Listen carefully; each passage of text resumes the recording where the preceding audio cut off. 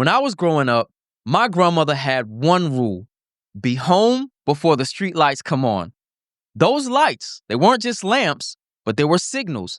They told me when playtime was over. They told me when it was time to head inside. But as I got older, I asked myself this question: what if there were no street lights? What if the neighborhood had stayed dark? How would I know when it was time to move? How would I know the way home? How would I have known or discerned the time? That's why light matters. Lights aren't just decorations, they're direction. Without it, you can stumble, you wander, you guess, you might even fall. And that's what Jesus meant when he said, "You are the light of the world." But here's the thing: too many of us keep our lights locked inside of church buildings. Light wasn't meant to live behind walls, it was meant for the streets, for the places people feel lost, the environments that seems the darkest. So here's the question: what happens when the world God is calling you to is a movie set or a Fortune 500 company? Should Christians even be in these spaces? Now, I'll be real with you. This is a question that has caused debates and Bible studies, arguments online, even division between believers. I've seen it. Some say we need to stay separated from the world. Others argue that we can't win the loss if we're avoiding the places that they are. So then, where is the balance? Today, we're breaking down the tension between faith and culture. Should Christians show up? And if we do, how do we represent Christ without compromise? Welcome to Control-Alt-Believe, where we control our minds, alter our path, and believe bigger. This is where faith meets culture. There's no fluff, no compromise.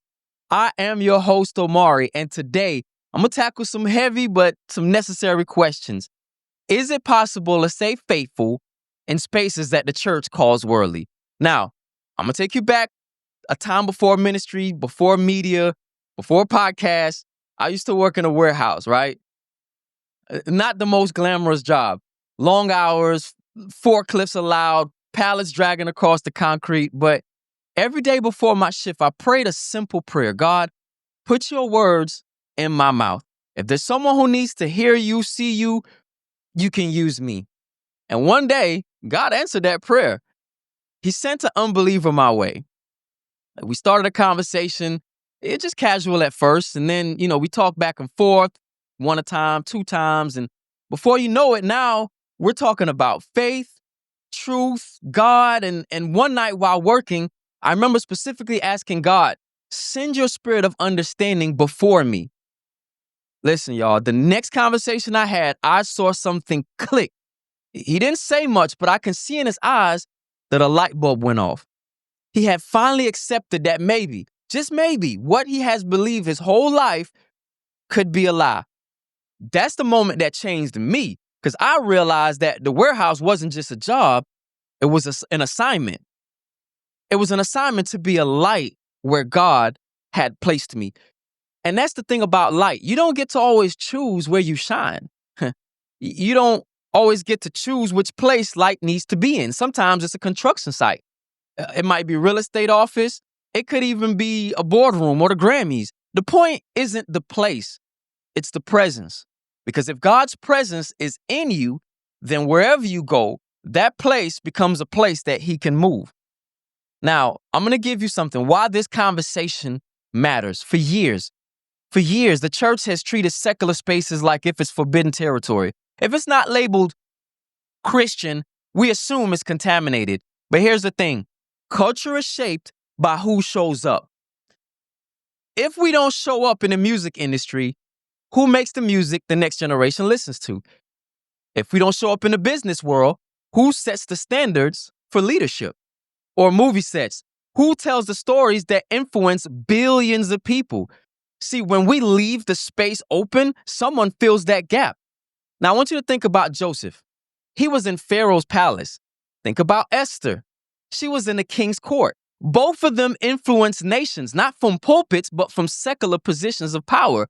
So the question isn't should we be there, but it is how do we show up without losing who we are? The Bible is clear about this topic. I'm going to read John chapter 17. And Jesus said this, I pray not to take you out of the world, but that you should keep them from the evil one. So in other words, he expected us to stay in it, but not be shaped by it. All right, let's look at Daniel. He served in pagan kingdoms under ungodly kings, yet he never compromised his convictions. He learned their language. He worked in their government. He even answered to their rulers. But when it came to worship, he stood firm. See, that's what influence looks like without compromise. Jesus even said it that you are the light of the world, a city on a hill that cannot be hidden. So notice, light doesn't hide from darkness. It actually doesn't wait for the darkness to disappear, but light runs into it. It transforms the space. So biblically, God's design was never for us to live in a bubble. The real issue isn't if we go into these places. The issue is, how can we carry God's presence when we do? 3 issues that Christians face in secular spaces. I want to talk about it. We can be real about these challenges, right? That we've seen when believers actually step into these spaces. So I get it. Issue number 1, compromise of values. There's always pressure to blend in. Language, lifestyle, business ethics. You'll hear the phrase like, this is how we do things. If you don't decide who you are before you walk in, you will get shaped by the environment. So here's a solution. Set your non-negotiables before you even show up. Meaning, decide how you gonna live and what you won't do for a paycheck. Surround yourself with accountability circles, people that remind you you're on assignment, okay? Issue number 2, misrepresentation of faith. Sometimes people assume that because you're there, you're endorsing everything that happens in that industry. It could be construction, event centers, restaurants. And that's tough because the moment that you're seen in a room, Christians will criticize you while unbelievers misinterpret you for being just like them. So the solution is be clear about who you are without having a Bible beat. Remember, excellent is your loudest sermon. Daniel worked in Babylon, but he didn't walk around blowing a bullhorn. His excellence spoke on his behalf. Issue number 3, isolation from community. Now, that's a real one. Sometimes you step into these spaces, you feel disconnected from church, and when you come back, it seems like the judgment is worse. You'll hear, why were you even there? Or I saw you at such and such place, and that environment's not holy. Isolation can make you feel like you're fighting alone. So the solution, stay rooted in prayer, in scripture, and keep those believers, a circle of believers. It could be online or small groups that remind you you're on assignment. Remember, community is protection. There's safety in the multitude of counselors. But here's what really blows my mind. We criticize believers in secular spaces who have not fallen to the actions of sin, yet inside the church, we have a double standard. We've all seen pastors or church leaders that have fallen. All right, what happens? The church sits them down for a few months, then bring them back. We say God's grace is enough, and people keep following them, right? But let a Christian become a CEO or step into the music industry or a film that doesn't quote scripture or have Jesus, Jesus, Jesus, and all of a sudden we say that they've sold out, they've compromised. Just help me understand this. We forgive one, but we condemn the other who stood the fiery trials just because their assignment looks different? That tells me something. Our problem isn't definitely holiness, but maybe it's control. We like Christians in spaces that we can monitor. See, the pulpit, it feels safe. The Grammys, feel like you're stepping out of water. It's kind of a boundary there. But the last time I checked, light doesn't shine where it's already bright. It shines in the dark places.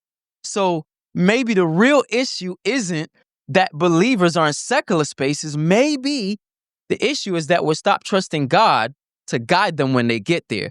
If God can keep Joseph in Egypt, Esther in Persia, Daniel in Babylon, then he can keep us in a studio, a set, or a stage. If you can forgive a fallen leader in the pulpit, you can pray for a believer in the boardroom. Support the one God sent in the spaces that you may never go, because guess what? They're also on assignment. Now, here's a takeaway. The mission was never to hide from the world. It was to change it from the inside out. So here's my challenge for this week, okay?